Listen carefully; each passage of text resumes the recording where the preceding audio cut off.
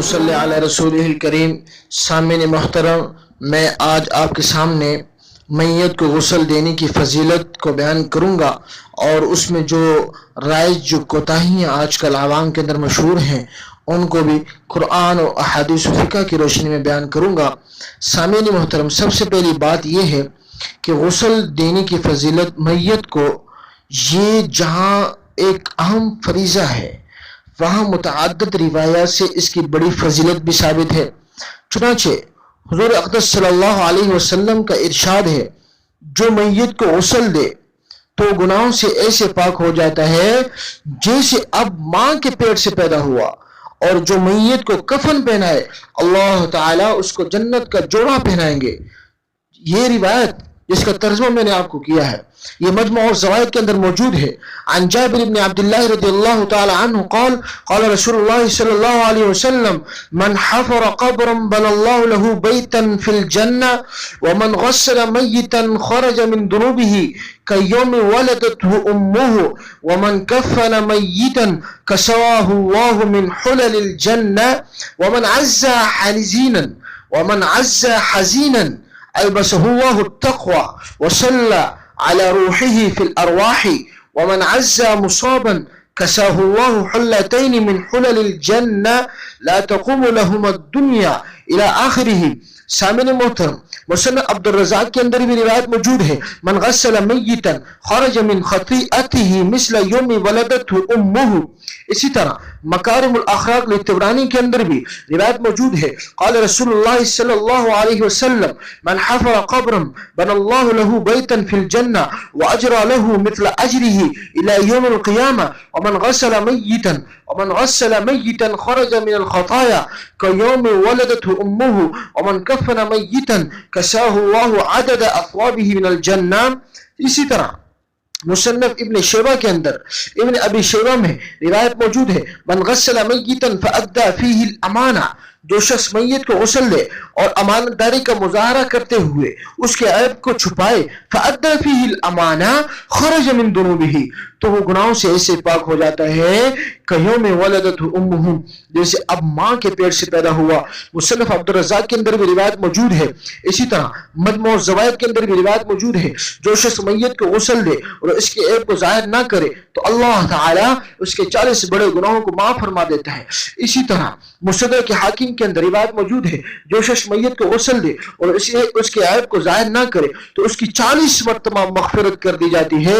اسی طرح ان احادیث سے ہمیں یہ بات معلوم ہوتی ہے کہ میت کو غسل دینے والا امانت دار ہونا چاہیے۔ اس کے اندر یعنی امانت دار جب ہوگا تو پھر وہ میت کے عیوب جب اس کے سامنے ظاہر ہوں گی تو وہ اس کو پوشیدہ کرے گا، اس کو ظاہر نہیں کرے گا۔ اس کو جب ظاہر نہیں کرے گا تو یہ ثواب کا مستحق ہو جائے گا۔ اگر کسی وجہ سے غسل کے دوران میت کی کوئی نامناسب حالت سامنے آئے تو اس کو چھپا دے، ظاہر نہ کرے۔ اسی طرح حاشیۃ الطحطاوی علی المواقع کے اندر بھی اس کا حوالہ موجود ہے۔ اسی طرح آج کل میت کو غسل دینا ایک فضیلت تو سمجھی جاتی ہے، وہاں اس کے اندر کوتاہیاں بھی عام ہو چکی ہیں جن کی اصلاح نہایت ضروری ہے۔ چنانچہ میں آپ کے سامنے کچھ جو کوتاہیاں عوام میں رائج بیان کروں گا۔ پہلی جو کوتاہی ہے، میت کے قریبی رشتہ دار میت کو غسل دینے سے کتراتے ہیں، حالانکہ میت کی قریبی رشتہ دار ہی اس کے سب سے زیادہ حقدار ہیں، اور ویسے بھی یہ میت کی آخری خدمت ہے جس کا تقاضا تو یہ ہے کہ میت کی قریبی رشتہ دار اس میں بھرپور حصہ لیں، اور جن رشتہ داروں کو یہ شکایت ہے کہ ہمیں غسل دینے کا طریقہ نہیں آتا تو انہیں سیکھ لینا چاہیے۔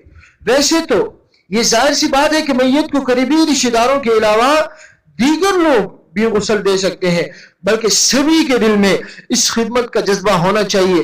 دوسری جو کوتاہی ہے، عمومی صورتحال یہ ہے کہ جو لوگ میت کو غسل دینے کی خواہش اور جذبہ رکھتے ہیں ان کی اکثریت غسل کے شرعی اور مسنون طریقے سے واقفیت نہیں رکھتی اور نہ ہی سیکھنے کی کوشش کرتی ہے، بلکہ ان میں سے بہت سے حضرات تو ایسے بھی دیکھنے کو ملتے ہیں کہ جب انہیں غسل دینے سے متعلق صحیح طریقے سے آگاہ کرنے کی کوشش کی جائے تو وہ اسے تسلیم ہی نہیں کرتے اور یہ سمجھتے ہیں کہ سالہ سال سے میت کو غسل دینے کا جو طریقہ ہم نے اپنایا یا جو اپنے آباء و اجداد سے سیکھا ہے تو وہی طریقہ درست ہے.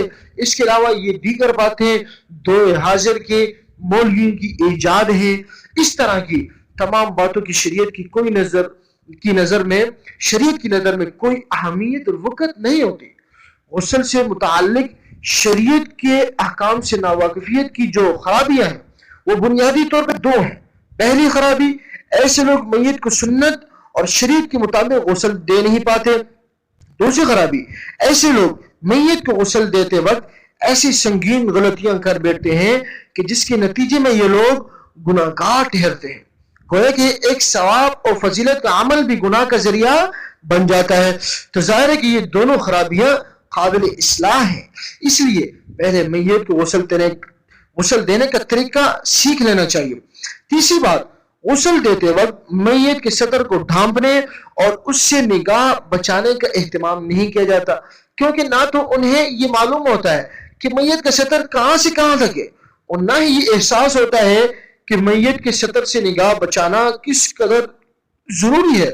اس لیے یہ مسئلہ یاد رکھنے کے قابل ہے کہ جس طرح زندہ شخص کے سطر کو دیکھنا ناجائز ہے، اسی طرح مردہ کے سطر کو دیکھنا بھی ناجائز ہے. چوتھی بات، جو چوتھی کوتاہی ہے، بعض غسل دینے والے حضرات ہاتھوں پر موٹا کپڑا یا دستانہ پہننے بغیر میت کو استنجا کراتے ہیں اور سطر کے مقام کو ہاتھ لگاتے ہیں، جس کا ناجائز ہونا بالکل واضح ہے.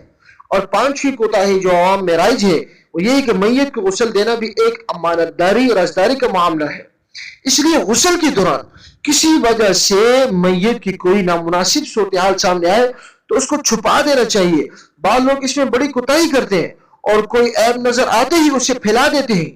یہ بہت بڑی سنگین غلطی ہے. تو یہ چند اصولی اور ضمنی غلطیاں ہیں جو متعدد غلطیاں اس کے علاوہ بھی ہے، معاشرے میں عام ہے، تو اس کا مشاہدہ ہوتا بھی رہتا ہے. تو اس کے بعد کوشش یہی رہے کہ معاشرے سے، سوسائٹی سے ایسی تمام غلطیوں کا خاتمہ ہو سکے. اللہ تعالی ہم کو عمل کرنے کی توفیق عطا فرمائے. وآخر دعوانا الحمدللہ. دوستوں، نیکی کی بات آگے پہنچانا صدقہ جاریہ ہے، اسی لیے اس ویڈیو کو جتنا ہو سکے شیئر کریں اور نیچے کمنٹ میں اپنی رائے سے ہمیں آگاہ کریں. ارے ناظرین، آپ ایسے ہی جا رہے ہیں، ہماری ویڈیو کو لائک اور شیئر تو کر لیجئے، اور ہمارے چینل کو سبسکرائب تو آپ نے کیا ہی نہیں.